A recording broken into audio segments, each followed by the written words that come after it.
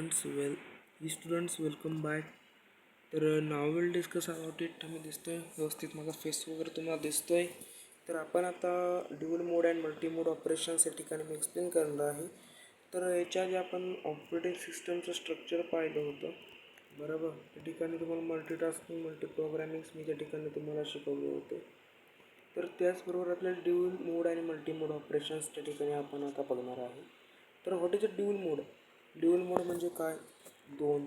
Multi म्हणजे अनेक operations. Okay. Dual म्हणजे काय मित्रांनो? मोड्स. आणि मल्टी म्हणजे काय? अनेक ऑपरेशन्स असे आपल्याला त्या ठिकाणी बघायचे असतात. We needed separated modes and operation user modes. Okay. जी मोड्स असतात ना, ते युजर्स मोडला सेपरेटिंग करतात किंवा ऑपरेशन्स करतात. And kernel mode. केर्नल मोड म्हणजे काय? Direct to access on the CPU, the RAM, hardwares. Okay, hardware device is the access of the kernel mode. Okay, hardware device access of the kernel mode.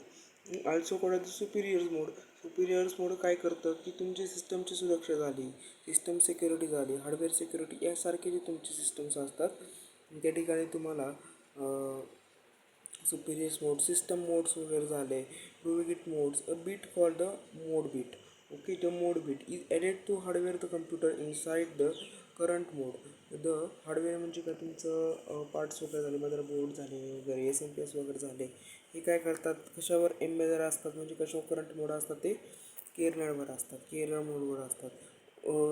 Our users one when the computer systems executing we have applications, the systems, the user mode. However, the when user application requires the services from operating system, the system call must transitions on the user kernel mode to flood the requested.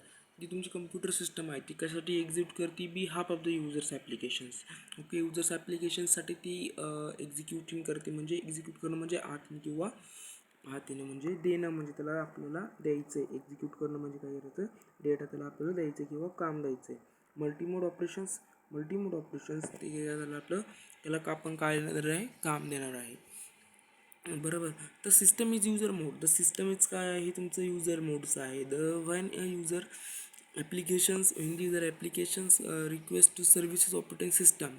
Okay, service operating systems तुमची service करते. When user application जे वापरतात तुम्ही, application जे वापरतात युजरचे, ते operating सिस्टमची services करते. किंवा सिस्टम्स कॉल झाले. The system must transition from users to kernel mode to fulfil the requests. की केर्नल मोड म्हणजे तुम्हाला सांगितलं आहे, केर्नल मोड म्हणजे काय? की सिस्टमचं हार्डवेअर ॲक्सेस करणं, सुरक्षा करणं, that is using of the kernel mode. तर आपण आता इथं खाली फिगर बघू आहे.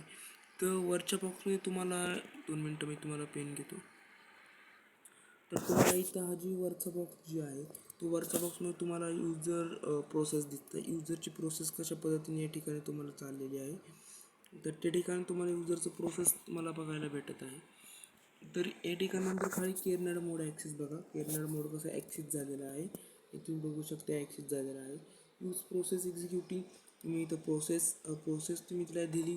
त्याच्यानंतर कॉल सिस्टम कॉल करणार, नंतर रिटर्न फॉर सिस्टम कॉल, नंतर रिटर्न होऊन ही system direct execute system call, पुन्हा इथं रिटर्न मोड बीटवर येणार, पुन्हा इथे ट्रान्सबिटवर येणार. User mode byte 1, kernel mode byte 0 is equal to 0. Okay. तर त्या ठिकाणी नंतर आपण system boot time, the hardware start kernel mode.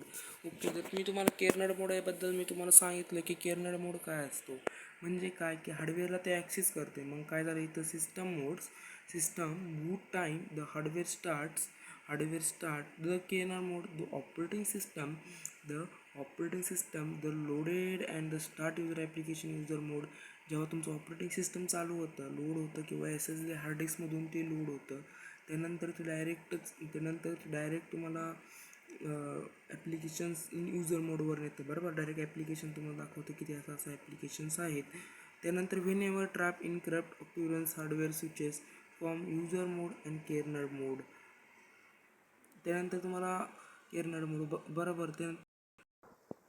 त्यानंतर आपल्याला compulsion in protections by designing same the machines. Introduction by my college I am as privilege introductions. तर privilege इंट्रोडक्शन्स काय आहे मित्रांनो? प्रोव्हिलेज इंट्रोडक्शन्स म्हणजे काय? की डेटाबेस ॲक्सेस करणं, सी पी यूला रजिस्टरपासून बदलणं किंवा तुमचं एखादं अकाउंटिंग फाईल वगैरे जे आहे ती बदलणं, तर आपण that is a called of the privilege introduction.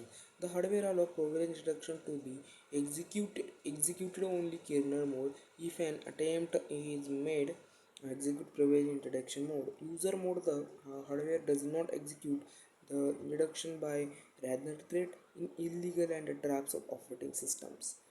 Okay, त्या ठिकाणी तुम्हाला केर्नल मोड्स वगैरे कळालं असेल की केर्नल मोड्स आपण हार्डवेअरला ॲक्सेस करण्यासाठी वापरतो. सी पी यू, रॅम, इतर हार्डवेअर डिव्हायसेस असतात ना, ती पूर्ण केर्नल मोडवर चालतात. आणि प्रिव्हिलेज मोड म्हणजे काय, तुमची डेटाबेस वगैरे ॲक्सेस करणं, सी पी यूला रजिस्टर्सपासून वाचवणं, that is a help of the registration बदलणं, सी पी यूचं रजिस्ट्रेशन बदलणं आणि कॉन्फिगरेशन बदलणं, that is called of the privilege mode. तुम्हाला आत्ताचं समजलं असेल. आपण पुढचं लेक्चर लगेच चालू करूया. धन्यवाद. जय हिंद.